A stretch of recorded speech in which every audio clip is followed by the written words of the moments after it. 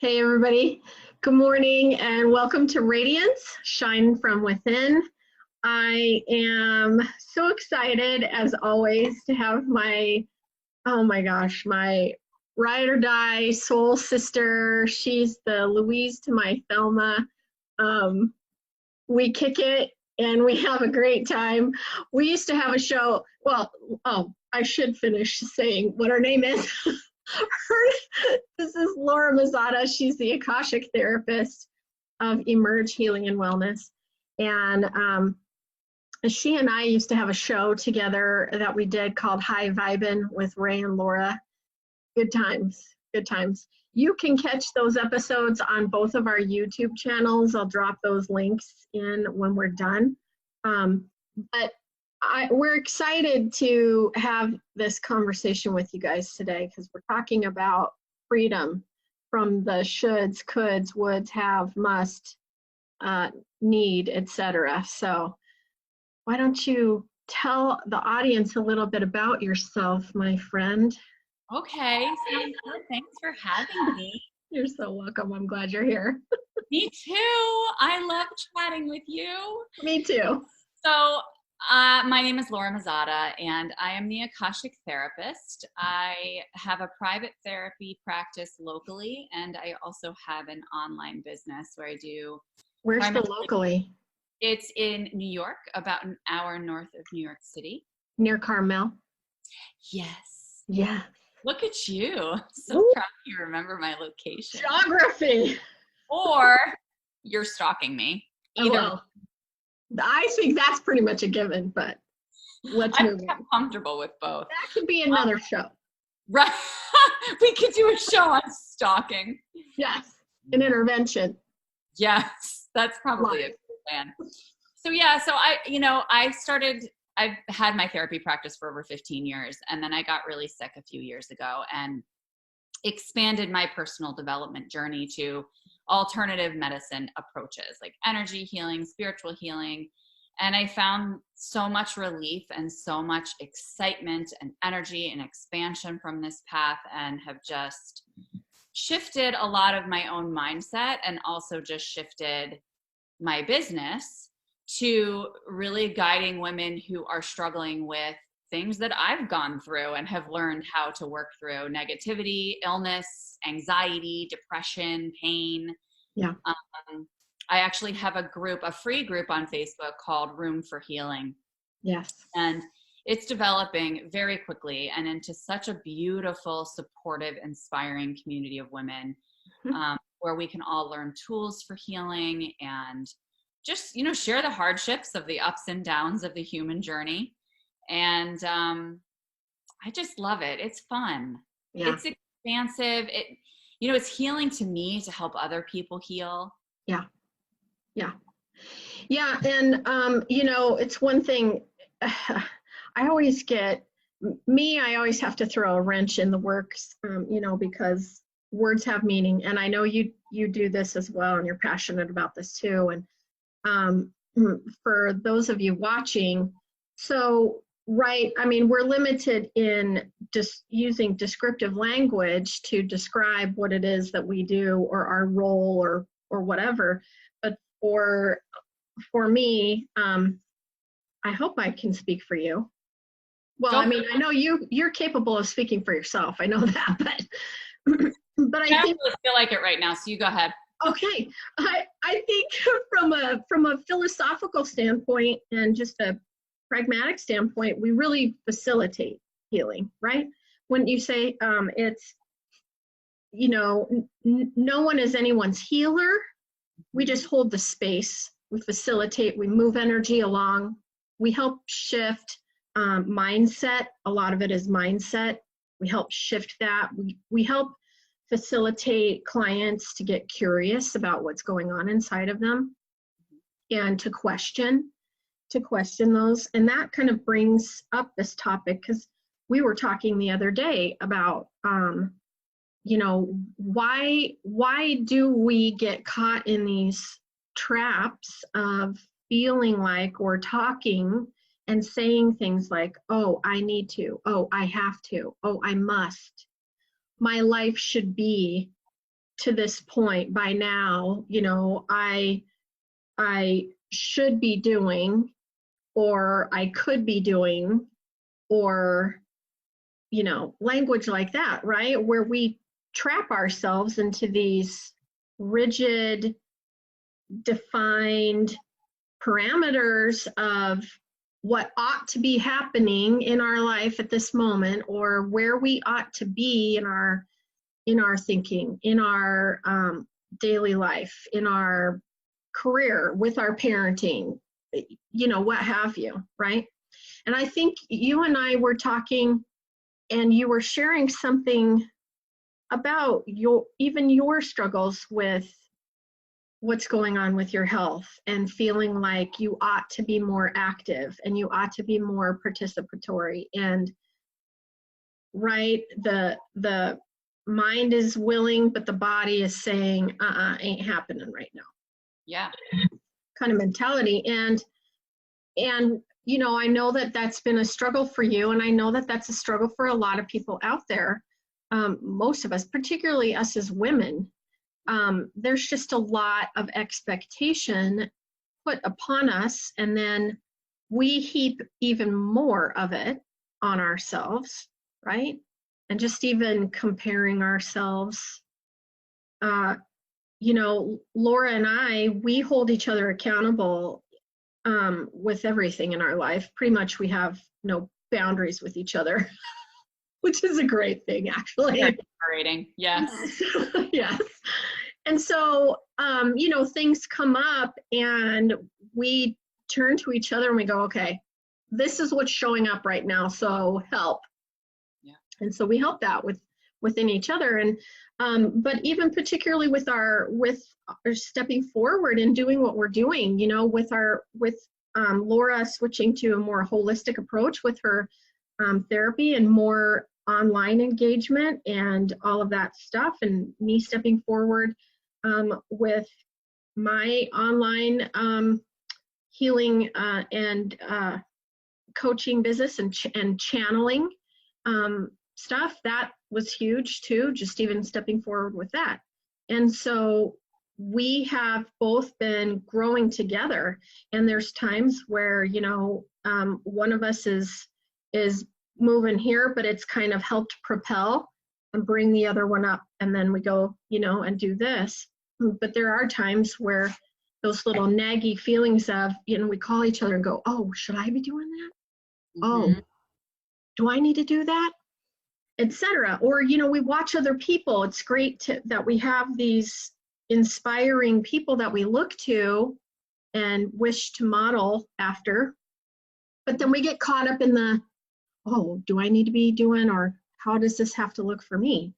Right, the shoulds. I mean, that's one of the things that I tell my clients very early on in therapy, is to remove that word entirely from the vocabulary. Because, I mean, if you think about the word should, and when you use that word, does it not always leave you in a position of feeling pressure?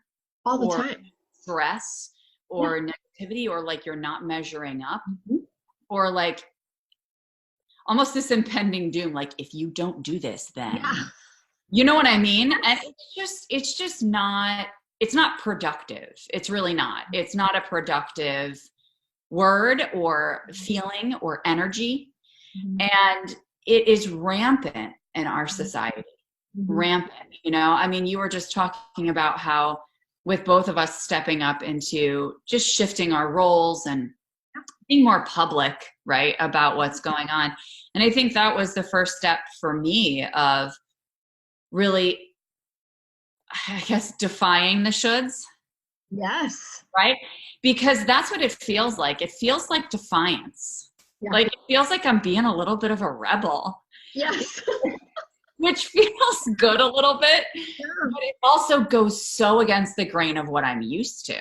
I remember our conversation early on about that, and you were like, well, this is what I'd like to do. This is what I'd wish to do. And I said, well, who says that your therapy practice and the way you operate within your own business and with clients has to remain the way that it's always been? Right. Who says it has to be that way? Right.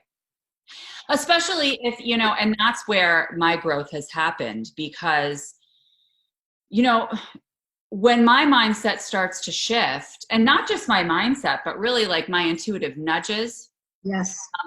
Spirit and from the universe, and my energy shifting and my physical body changing with all of that. I mean, all of these different components have been shifting for me and showing these signs to the point where, you know, sometimes when I would sit with a client, I'd be like, I know the answers, right? Like I know the answers, but they're from a spiritual perspective, but maybe this client is not somebody who receives that or is open to that. And so it gets to a point where it doesn't feel right. Yes. You know? And so then I had to say to my therapy clients, this is what I have embraced. And it's not just because, oh, like, you know, I'm changing and I want to bring it to you, but because I fully believe that this is where the healing happens. Yes. And that I feel it is not responsible for me to not share this with you. Did I just use a double negative? I don't know. You did, I think. So Okay. I don't feel it's responsible There you go. to not share it with you. That's accurate. Right. Yes. Because if I have an answer within me that I think is going to provide you with deeper healing, that's more effective, more efficient, more long lasting, and I will highlight, because this is the biggest reason for my shift, provides you with more independence to do it on your own. Amen. And it's all about empowerment, right? Yes. It's all about empowerment. And we get so caught up in the rigidity. We were talking offline before we started about being in boxes and the rigidity of having to toe the line, having to do what society says, having to do what the expectation is from others, our fathers, our sisters, our family, our friends, our community, our society, our culture, you know, blah, blah, blah.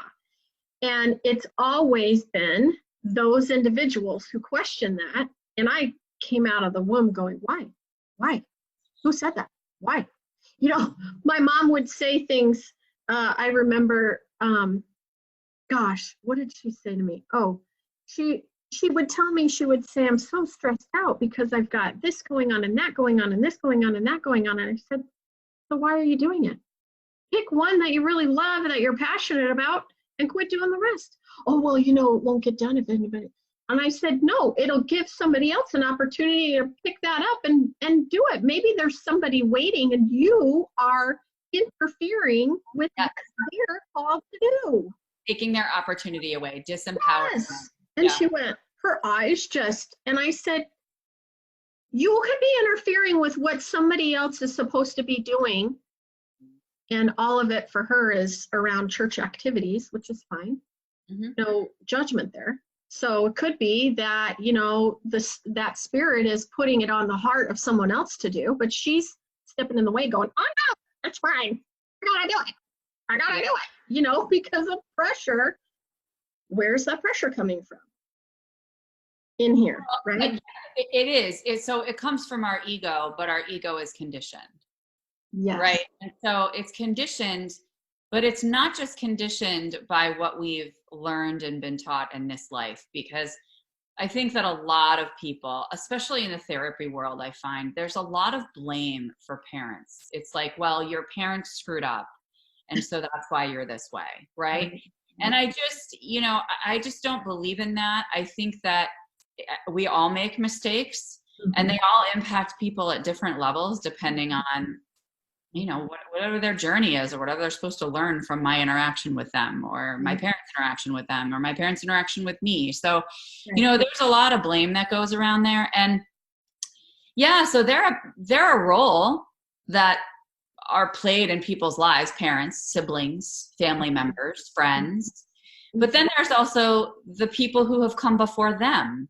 Yes. And then there's also their lives that they have lived before, just not in this body, right? That their soul has lived. And so, you know, our egos are a compilation of all of our learnings and teachings. Yes. Right? And it encompasses all of it. But that's why it can get confused. And that's why it can get, you know, kind of tense and pressured because it's like, but I have this, but I have this, but I have values, because it does know the soul values at some level, right? Sometimes it knows it consciously and blatantly, and sometimes it doesn't. Right. But it knows, but it's mixing it up with all the other stuff too, and it gets very confusing.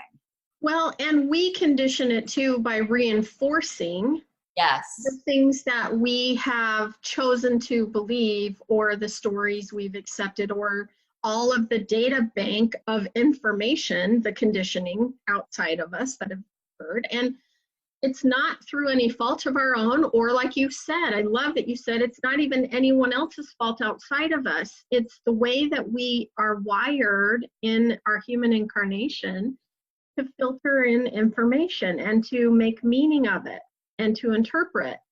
Yeah. Right? And where I love to say make meaning of it. Yeah.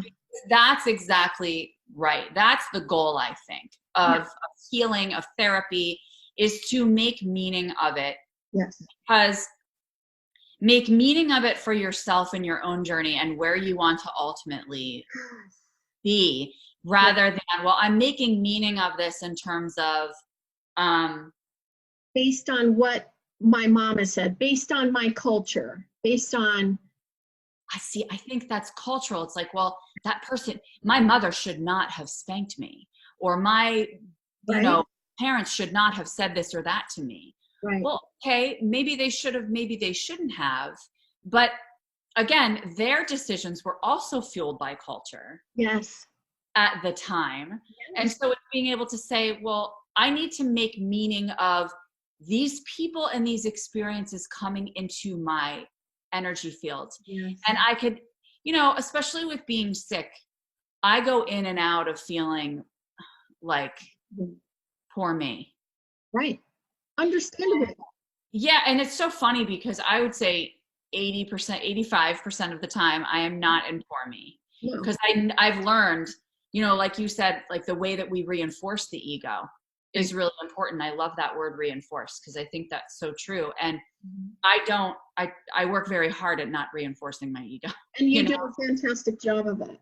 Thank you.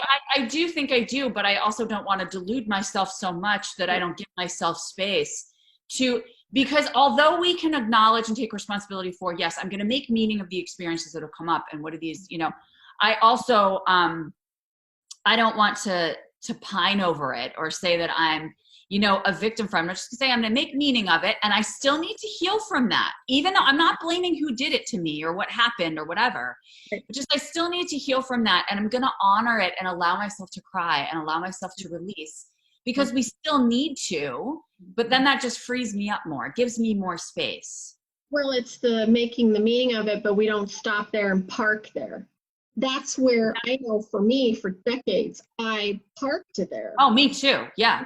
I was swirling in the, oh, what's the meaning? What's the meaning? What's the, oh, this meaning, this meaning, this meaning. And then you're creating even new stories off of that, and you're spinning off into other places, right? And you're telling yourself you're making crap up all the time, and you just park there. I love that you said that it's honoring what that meaning is, honoring the lesson, honoring the feelings and the emotions that are coming up, acknowledging it. You know, if you have to cry, cry. If you want to scream, scream. And then it's moving on beyond it. Yeah. Right? Yeah. Because if I sit there and attach to the story, yes, I mean, anybody would be miserable. And that's where and everybody has like, I can honestly say anybody who's watching this can probably come up with a list of reasons that they could be miserable. 100%. You know, they could say, well, you know what? The other day I was at the grocery store and somebody hit me with their cart and they didn't apologize. And they knocked over my celery or whatever it is. I mean, you can come up with a list that's mild. Yeah. But a list of reasons why they, you know, don't like other people or don't trust society or they're pissed off and irritable or whatever it is. Yes. But, you know, I could sit there and say, like, I can't believe this is my life. Like, I can't believe I'm this fucking sick and that my husband has to do everything and that I could do that. And sometimes I go there, but I get myself out of it quickly. Yes. Because sitting in that mentality is going to depress me. Well, And it just creates the same, more of the same, right? exactly. It's the reinforcing, yep, and it's the wrapping it up, and it's the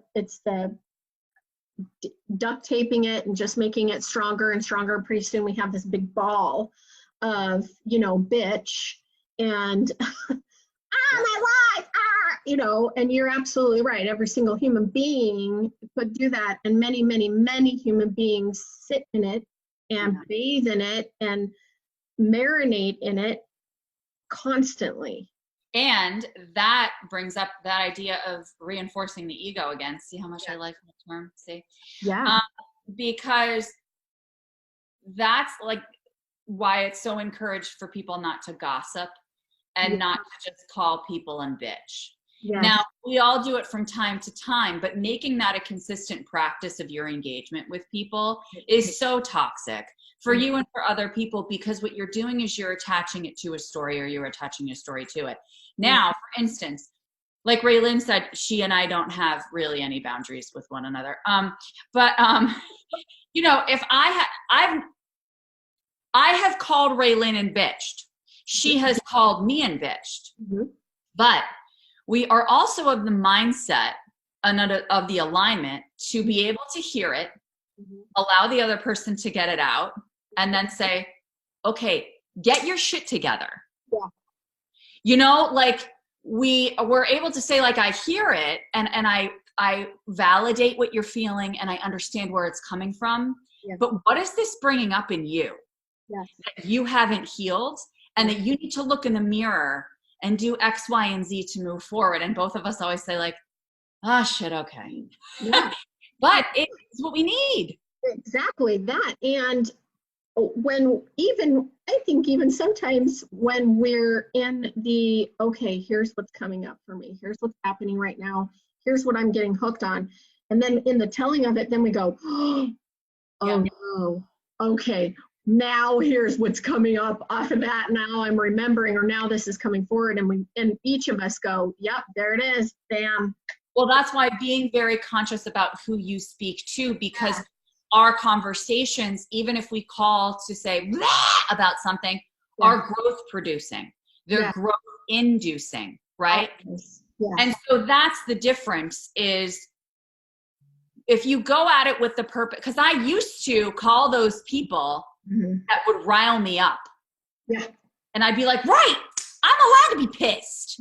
Yeah. Or right, like, this is unjust, And then I can stand on my soapbox and say, I was right. Yes. And oh my gosh, that just feels so wrong to me, like in all areas of my being now, Yes. That it's not about that. So keeping in mind that when you need to release that negativity or kind of process it, to do it with the intention of growth and awareness and expansion. You talked earlier, you brought up the victim consciousness. Yeah.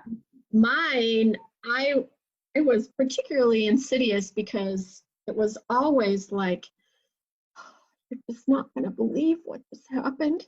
And that I'm a really sweet person, and how kind I am and how loving, and can you imagine? I just had the best intentions, and I just don't understand. That's insidious, because that's manipulative. I see it now. I know. It's, look at how wonderful and fantastic I am, and can you believe, how dare they, how could they respond that way in the face of this amazingness? So it's my insecurities and my need to be validated, like you said, my need to be recognized, my seeking external reinforcement of what I didn't feel in here, and it all begins in here, right? So that's an interesting point, because what I was just saying was, it's like you're looking for that validation to build your ego. Yes. But the ego is temporary. Yeah. The ego is only with us for this lifetime, my friends, right? And then our soul moves on to bigger and better things. So and the ego, we need it. Oh yeah. But what I'm saying is, when we're caught in that cycle, right, of like looking for that external validation, we're feeding the ego, which it does make us feel better temporarily. And building up our egos, which is what a lot of people do in therapy, right? Yeah. With cognitive behavioral therapy, dialectical behavioral therapy, all skills that I think are very productive. Yeah. But I also think that they are a little bit more of a Band-Aid approach. I mean, you can use them consistently. You know, if you use them consistently enough, you can develop a pattern and rewire your brain. And I think all of that is fabulous. Sure. But I also do know, particularly specifically for people who have chronic issues, right? There is a deeper level of healing and clearing that needs to happen there. Yes. That external validation is just not going to touch. And that's why I think that, as you said, you know, we don't heal people, but we guide them to, you know, you lead the horse to drink, basically. Can't make it, but you lead them. Right. And so it's like, okay, I'm going to lead them because I'm going to show them how to clear their energy field before something becomes a problem, and clear the stuff that goes on in the background so that those therapeutic skills can be effective and kind of take root more permanently. Yes. I love the energy modalities that we work with. We're both Reiki trained and certified, and we do a lot with Ho'oponopono, with the, you know, personal responsibility. I love you, I'm sorry, thank you, please forgive me. The power of that. We're both getting into more in depth with Byron Katie, the work, the questioning. That for me has been huge. And really it is the idea of taking the thought that you're believing in that moment, building that self-reflective awareness of it and going deep with it and sitting with it and saying, is this thought really true? There was a situation that I had reached out to you not long ago. I have bouts with being highly triggered, PTSD responses and things like that because of trauma in my childhood. And so there was something that happened, I think, in exchange between my husband and I was just on edge because of a memory that had come forward. And I reached out to you and you walked me through that. And you said, okay, now look at that memory and is that memory true? Are you there? Is that happening to you right now? Right. I'm like, well, no, of course not. Okay, but even then, was that true in the moment? Well, no, not necessarily, you know, and walking through this process of then questioning what it is, the belief around something and my feeling of, you know, being inadequate or not being loved and accepted, you know, by the adults in my life at that time. Well, like you said earlier, the adults in my world were incapable of the depth, you know, of what a child needs. It has nothing to do with the worth of the child. No. Right? And so and this concept of really then questioning your thoughts and going, okay, well, who am I without the thought of that? I literally would have been standing in the living room with my husband in that moment and, you know, being affectionate with him and would have been just fine. Exactly. Right? So then we're brought to examine what it is that we're thinking at the time and recognizing that we're only as tied and locked into things, right, as we believe or perceive ourselves to be. But even the perception and the belief of it doesn't make it reality. Right? Because the reality is. So for me, what my reality has just become dictated more and more by my intuitive guidance. Yes. And I was going to say my feelings, but I don't mean emotional feelings. Right. I mean, my emotional feelings provide me with information. So like if I'm feeling depressed or if I'm feeling anxious or if I'm feeling angry or irritated, Right. I truly notice, I notice it and I'm just like, oh, wow. Okay. This is interesting. Like I become curious. Yeah.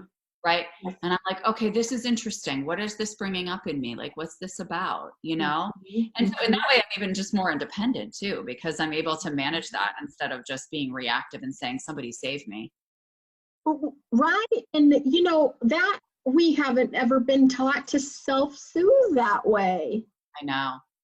Or taught that we were in control of that.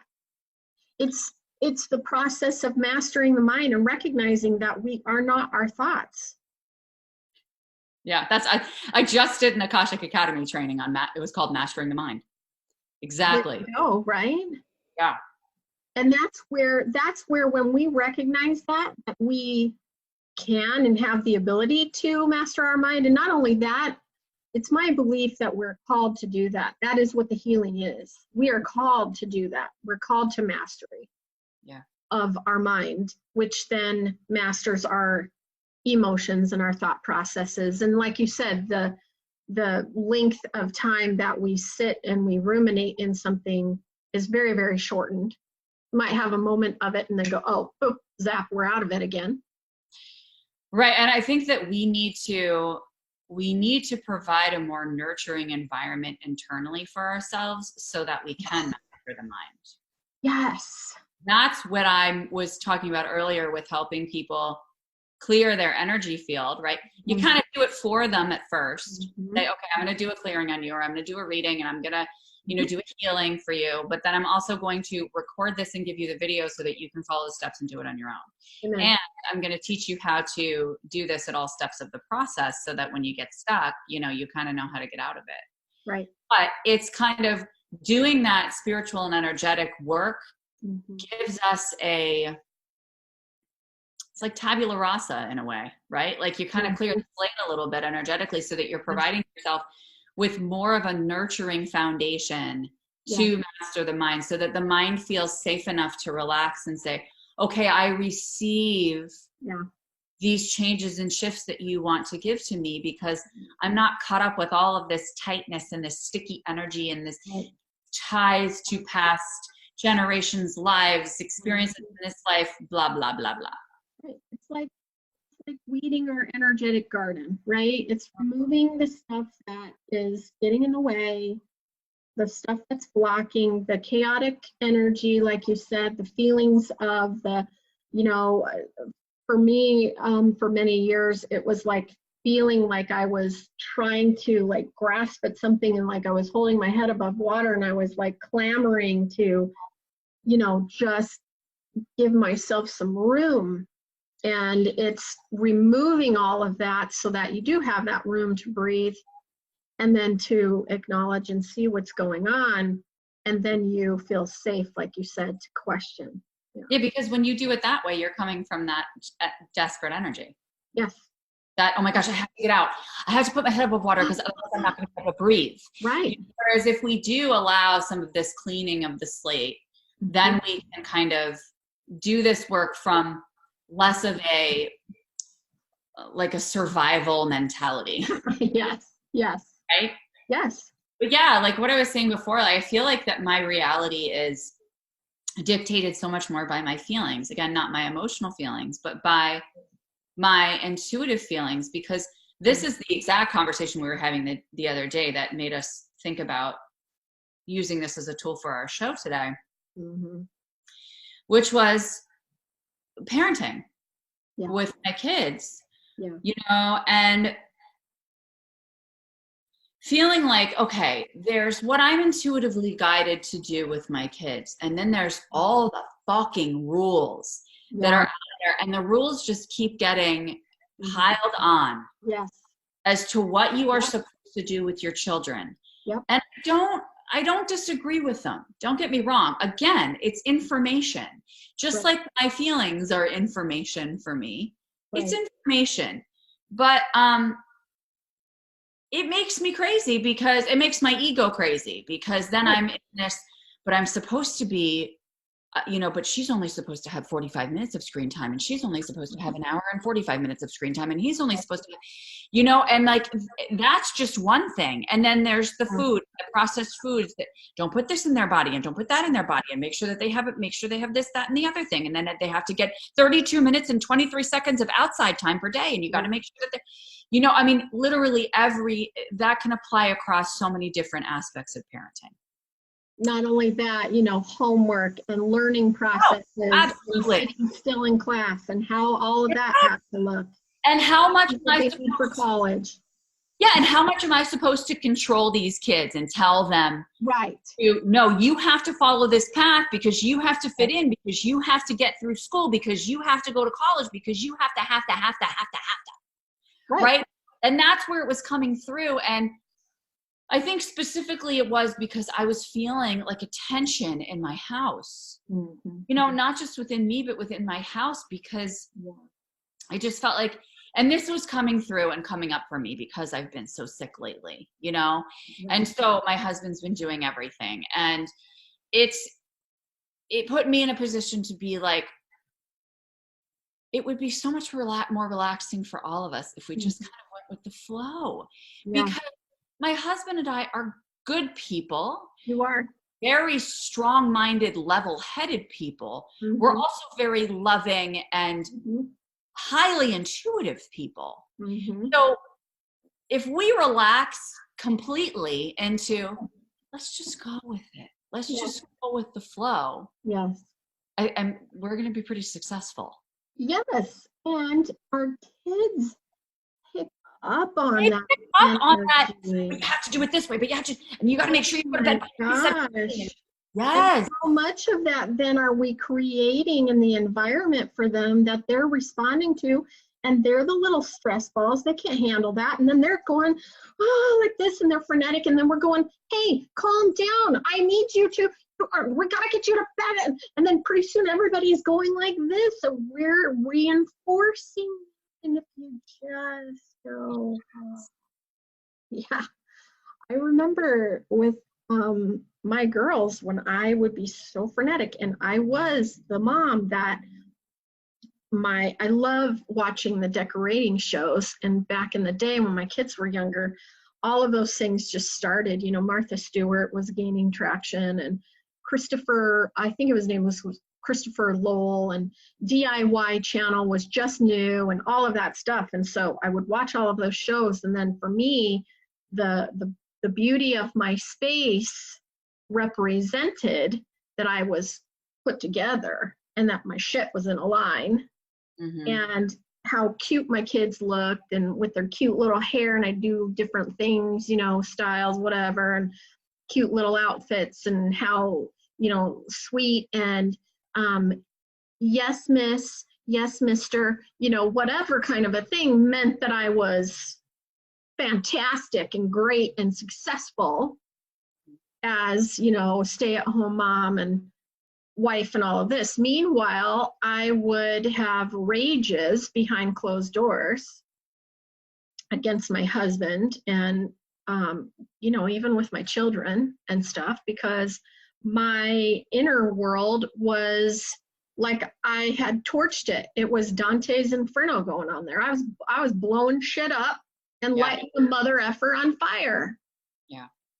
Because I was not self-contained. I was terrified to even go in to question, to look and examine.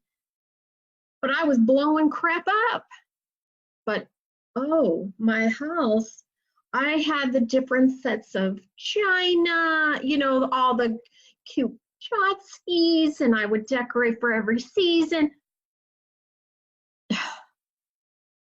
And I was living in just a world of pressure and hell that I had created and made meaning of. Yeah. Yeah, and I also think that that's the other piece here that's an interesting point to discuss, which is the idea of a hierarchy within a family. Right? That it's like the parents and the children. Yeah. And I think that certainly when they're much younger, I can understand that because, you know, they do need certain levels of safety and protection and guidance because, you know, yes, they'd be jumping off the rooftops. right. But I also think that it's part of a shifting family as they grow too, because, you know, we talk about people coming into our energy field and that just you or Joe Schmo walking into my energy field is going to ripple, right? It's going to create a ripple effect. Like if I had, you know, water completely around me and somebody came in and touched this, it would start to wave, right? It impacts me. So in my home, these people that are with us all the time, we are always exchanging energy. So it doesn't just become about, you know, you screaming behind closed doors or you screaming not behind closed doors. And like, it's about, all right, well, mom's struggling right now. So we all need to, like, we all need, back to Ho'oponopono. We all need to take responsibility for what's occurring within our environment. And that doesn't mean like a 4-year-old has to take care of their mother emotionally. No. But what it means is you use it, the energy as information. Okay, something's off here. When something's off, we all kind of shift and adjust and help one another because we're a unit and we work together, right? And I think there's a lot of differences in opinion. I know there's a lot of differences in opinion on that because a lot of people are like, well, we're the parents and what we say goes and you have to do it or else.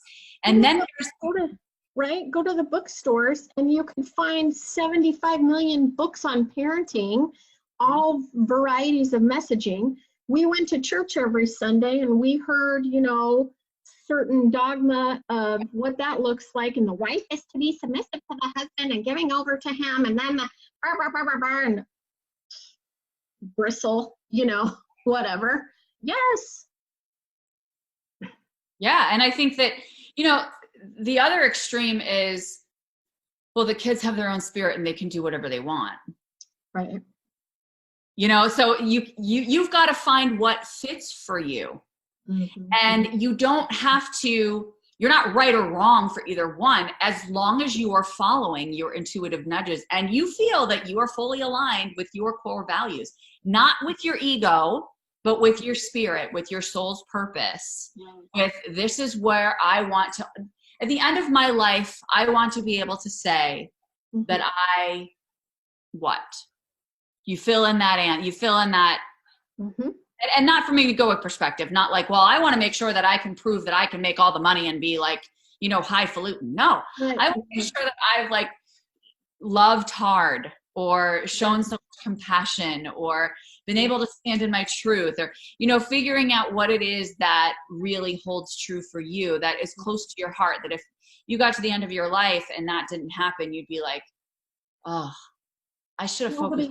Nobody says that they wish they'd worked, you know, 20 more hours a week. Right. Right. So being able to consider that when you're looking at like the parenting spectrum, and we're using this as an example, but it's like, what feels right? What feels in alignment with that?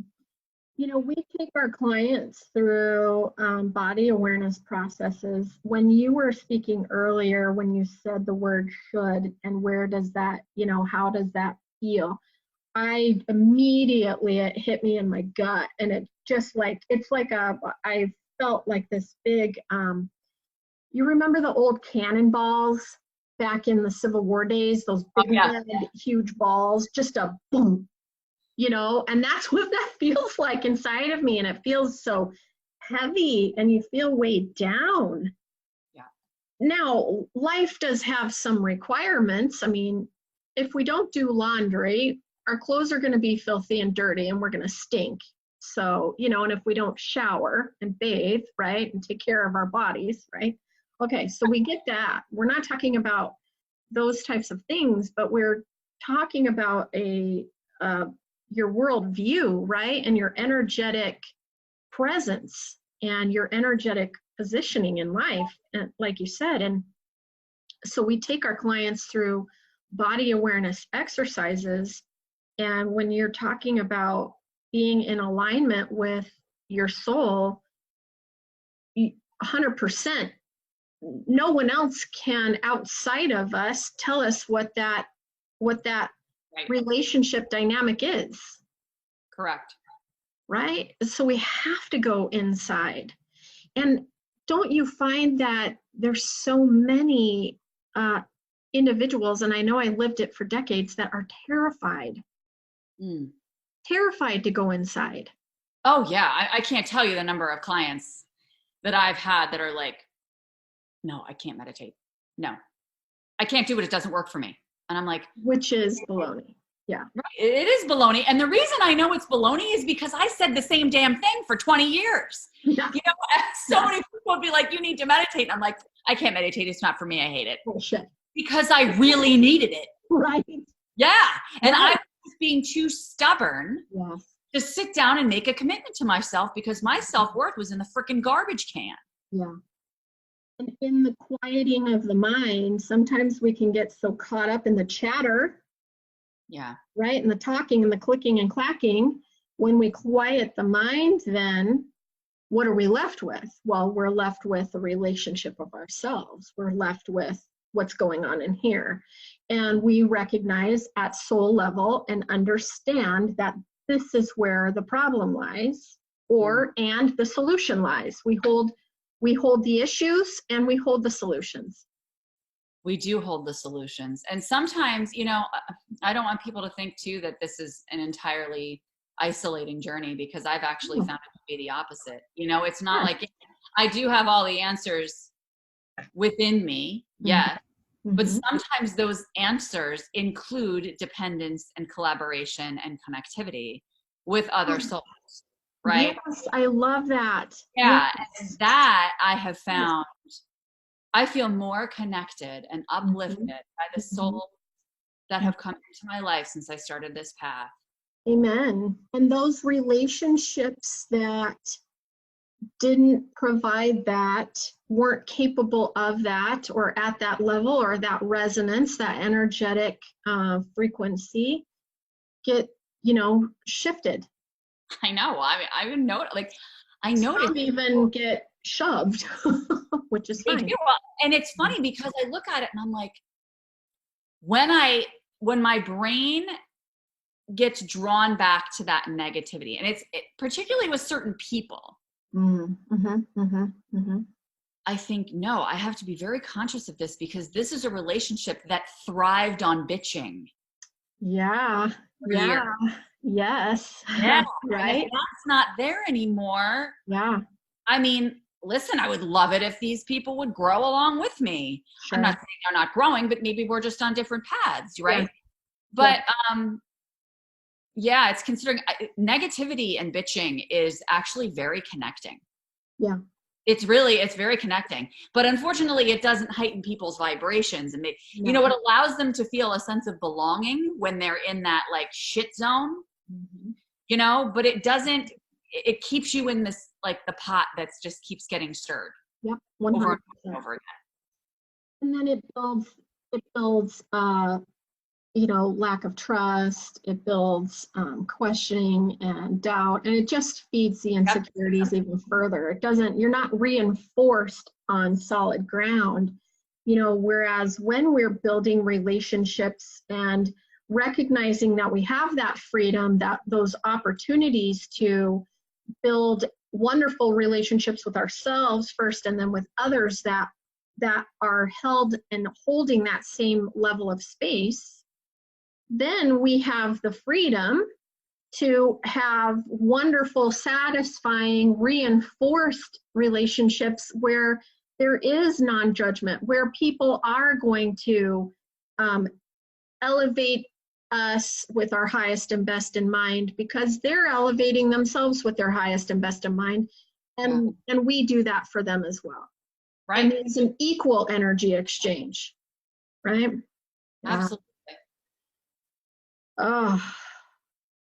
I was so just when go ahead. You take, and I know for me as well, when I take clients through that process, the curiosity process, and we maybe talk about a topic of, let's say, so in my group, we've been talking about tapping into connective connective activities that they can do that ignite their passion and ignite their soul. You know, creativity. Is that a word? Creatively. Thank you. No problem. See, I got to complicate things. Creatively or otherwise, you know, and then here come the, oh, but I can't. Oh, but I have this. But, oh, and then the guilt and the, yeah, but my house, but, and they argue for the limitations. And so then when we take them through that process of being curious, I love watching how that all of the weight of the can'ts and the shoulds and the and this closed off just begins to lift. And then they realize that, oh, I'm actually the one stopping myself from that. Nobody outside of me is doing that. Right? Yeah, and I just did a live on this yesterday in Room for Healing, that like, you're giving other people power. You're giving society more power than yourself. And what you're doing is, when you're making those excuses or saying, well, I have to do this or that, is you're making those things or those people or whatever more important than yourself. Yes. You're making them more important than yourself. Yes. And no one lives our lives for us but us. Yeah. Yeah. I feel like, because I was looking at my notes last night from Evolve. Yeah. Oh, I have this group called Evolve, and it's every other Sunday on Zoom. We get together. I think there's 8 women in there right now. And we learn a lot of tools. We go through some healing practices together. We've done some meditations, whatever. So this month we're doing more writing stuff. So we did a writing workshop last night. And it's funny, because one of the things that I wrote last night when we were doing our free writing was, so we had all picked quotes that were important to us or that resonated with us. And then we did some writing with it. So the beginning of one of these quotes is, don't ask what the world needs. Right. So I wrote that down. Don't ask what the world needs. That's selfish, I wrote. And I said, well, actually, it's up to spirit, really. Spirit knows what the world needs and is calling people to play their part in it. Play your part by allowing spirit to flow through and invigorate you. Yes. It's all about connecting in here with ourselves, connecting with our soul, and then allowing spirit to flow. Yes, creating space for spirit's energy to flow through us. Because you know what, I wanted to bring that up, because when we were talking about that, like thinking about, oh, well, you're making other people more important than you. And then some people would say, well, that's selfish just to focus on yourself. Actually, it's the opposite. I actually just read this really awesome article on medium.com about social anxiety, and I want to post it. I'll post it later to the healing.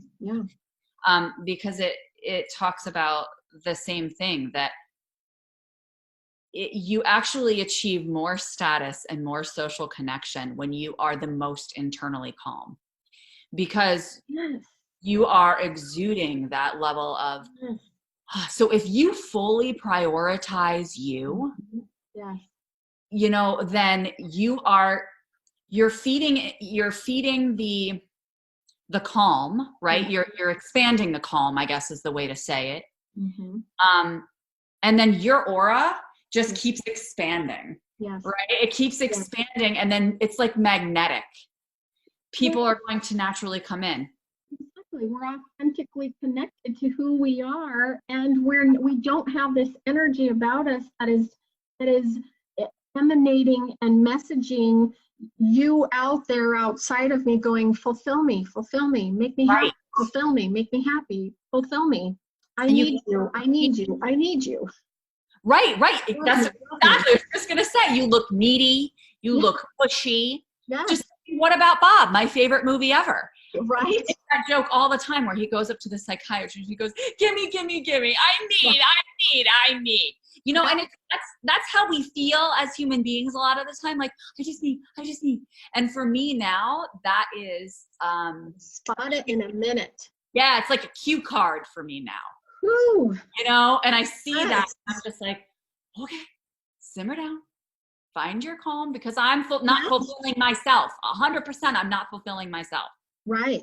Well, and it's, we're attracted to people that are, like we said earlier, self-contained. Yeah. People that are confident within here. That's not to say that we don't have issues. That's not to say that our lives look wonderful. No one is perfect. We're not going to achieve that. Life is a practice. It is a healing practice that is a constant given. But it is that we have connected in here, and like you said, we're allowing spirit to flow through, and we're not creating the messaging that says this world outside of me and the people in it are here for my fulfillment, are here to meet my needs. It is myself in alignment with spirit that meets my needs first, period. And then we can be authentic and radiate, and people trust. Yeah. People just know that is how and why people are attracted to that, because they don't have it themselves. Yeah. I mean, I had a girlfriend who was on this path she started it before I did. Mm-hmm. Pushy, never nothing. Yeah. But she just embodied it. Yeah. Yes. Embody. Yeah. Yes. And I would just be like, what are you doing? And can I Right. have that? Because, Right. and then she would introduce me to things here and there, and I would start to learn. Mm-hmm. But she just exemplified what self-possessed. Yeah. Meaning we understand then that it is my responsibility. How I'm feeling and what my needs are my responsibility, pure and simple. So again, that's what another topic I talked about in my live in Room for Healing yesterday is like when I first got sick and people would bring up that hot topic of like, what is this reflective of, right? Yeah. And what purpose is this serving? And I'd be like, go to hell. Like, I'm sick. Like, just help me feel better, Right. And so I'd be like so pissy, and I was so defensive about it. Right. And, I felt like if I took responsibility, then I'd be blaming myself.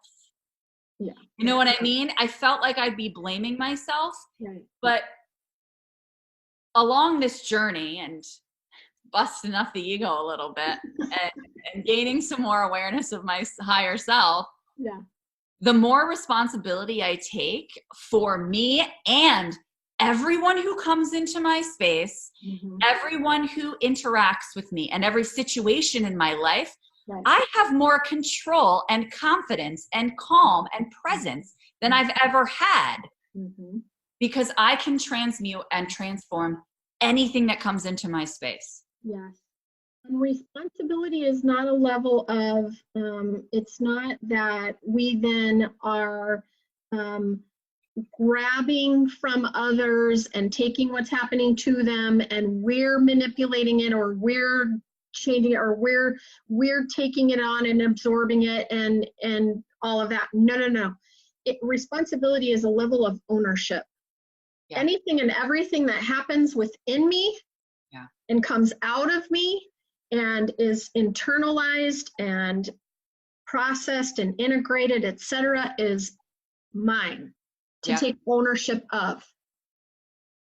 I am not responsible for individuals outside of me to the level that I then control them or I manipulate them, right? Or I make them do anything. Right.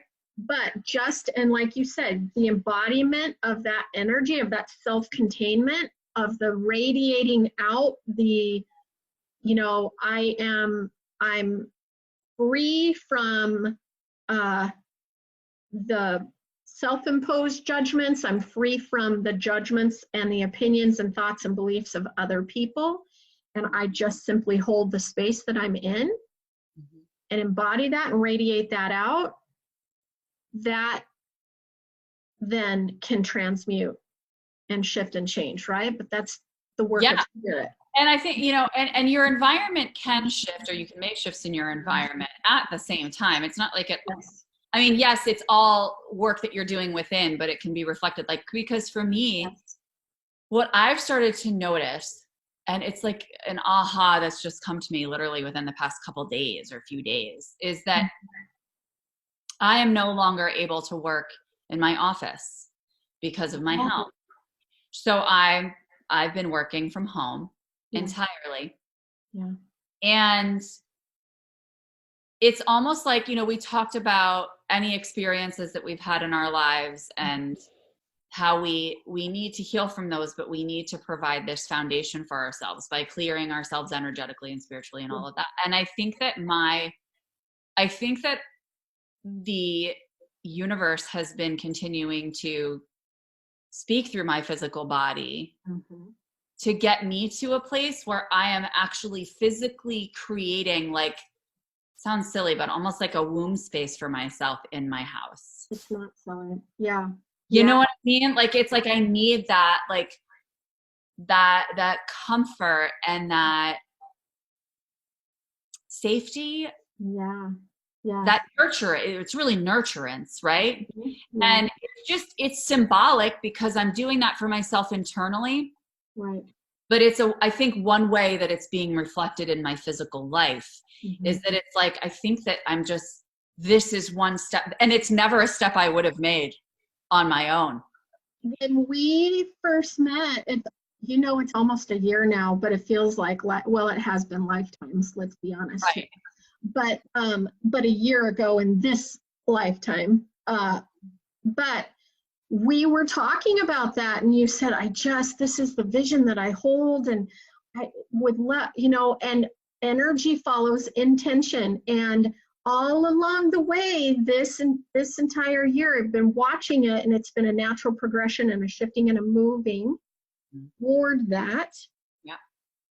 That intentional energy that you have been pushing out there, right? And Spirit's been moving you that direction. And now look, the space that you've created and has been created, co-created for you. It's magical to watch, isn't it? It is, and it's magical for me because, again, my ego never would have chosen. Right.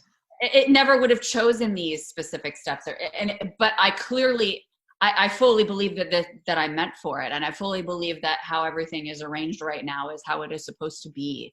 And that the symbolism of all of it is reflective of providing myself the comfort and nurturance that, yes, I'm working on it for myself continually. It's a constant process, but also the universe is setting up my environment to also support me in that way. That's the relationship. That's the equal energy exchange, the infinity symbol I see in between my hands. Yes, the give and the take and the ebb and flow.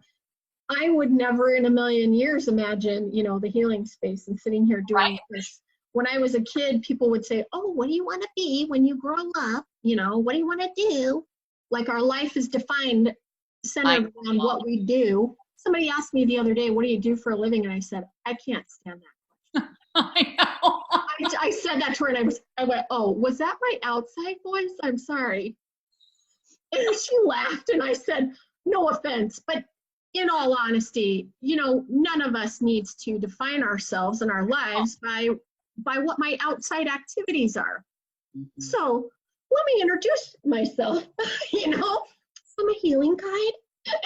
And she just was laughing like, hey, what? Come again? Right. I always would say, I just want to be a mom. And I'm so grateful and thankful that I had the space and the opportunity to do that, because that, for me, you asked earlier, what could we on our deathbed say about ourselves and really embrace and value and, send love to, and that would be it for me. But to be able to have the freedom to do all of this for years and years and years, I never gave myself the permission to even think that this could be possible. Yeah. Oh my gosh. Yeah. And then when I started in working with the healing modalities and healing energy and all of that, the snapback that I received from my family, from their messaging, right, centered around, oh, that's evil, that's demonic, that's whatever, right? So then that kept me in constriction, and I was like, oh, I can't ever really come out. Like, I felt like I was in the closet. Oh yeah, definitely. Well, so then in this past year, along with you have created these shifts, co-created it with spirit to bring your business into alignment with who you are and what your needs are and what's resonating with you energetically and your desires.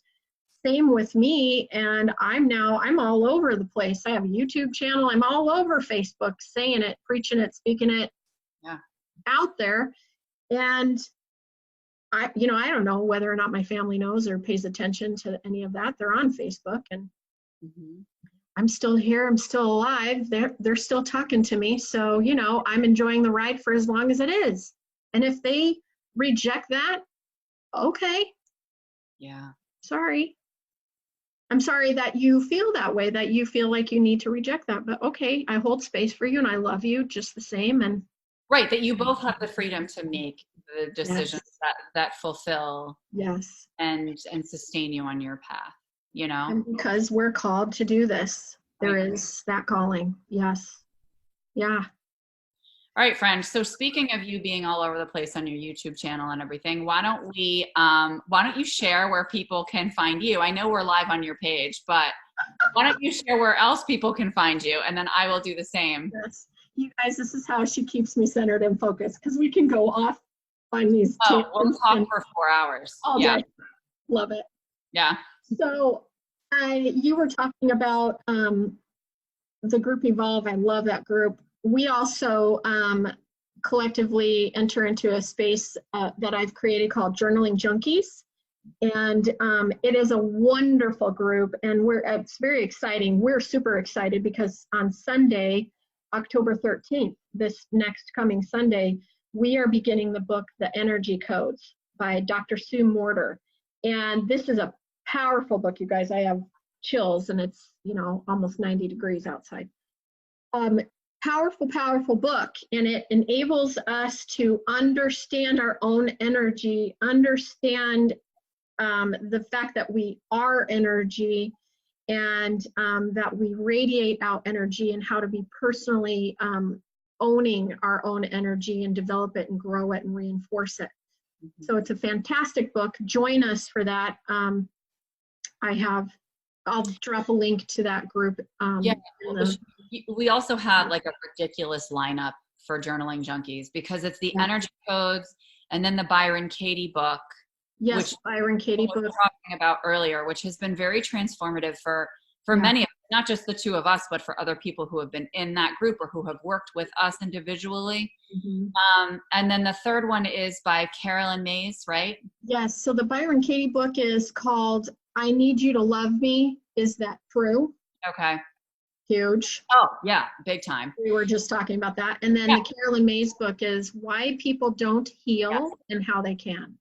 That has been so on my wish list. And so of the Energy Codes. So when this lineup came up, I'm like, powerhouse. I am so pumped.